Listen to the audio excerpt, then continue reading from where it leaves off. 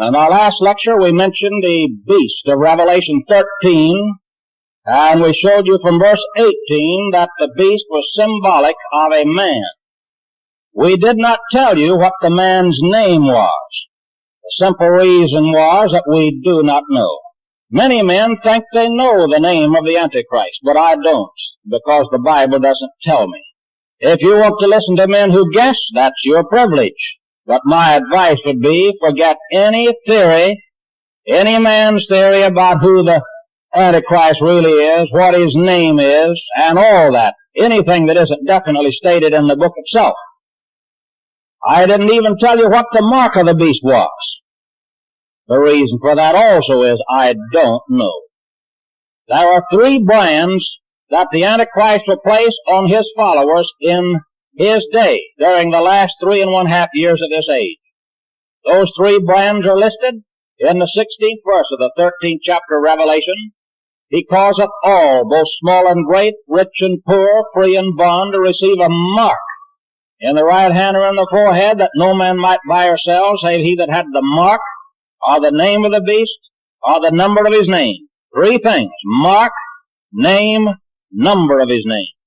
Only one of these 3 brands is stated as to what it is, and that's found in verse 18. That him that hath understanding count the number of the beast, not the mark or not the name, but the number of the beast. For it is the number of a man, and his number, not his mark or his name, but his number is 666. Now, people have criticized me throughout the country for telling them that I do not know what the mark of the beast is. But I don't. If they would ask me what the number of the beast was, I could always refer them to verse 18, because I remember that verse. But I never could tell them what the mark was or what the name was. And I don't suppose I'll ever be able to tell anyone while I'm on earth, because I'm expecting to go in the rapture before the fulfillment of any of these things, before the Antichrist comes. And what do I want to worry about the name of some future man that's not even on the scene of action? What's the use of my worrying about any man's mark, what he's going to place on his followers in those days when he's not even here? So the mark isn't stated, the name isn't stated, the number of the beast, the number of the name is. The idea is the numerical value of the name of this man, whoever he will be, will equal 666.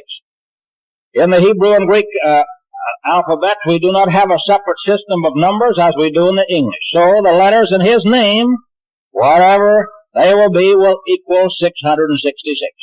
Men have used that to try to prove certain men to be the Antichrist, all the way from Nimrod in the 10th chapter of Genesis, right on down to the Belshazzar and Nebuchadnezzar and Antiochus Epiphanes, Judas Iscariot, Nero, certain Caesars, Alexander the Great, and even down to Mussolini and Hitler and Joe Stalin and a lot of other men. Maybe your name equals 666 if transliterated into Greek. I guess on the same basis we could prove that you're going to be the Antichrist.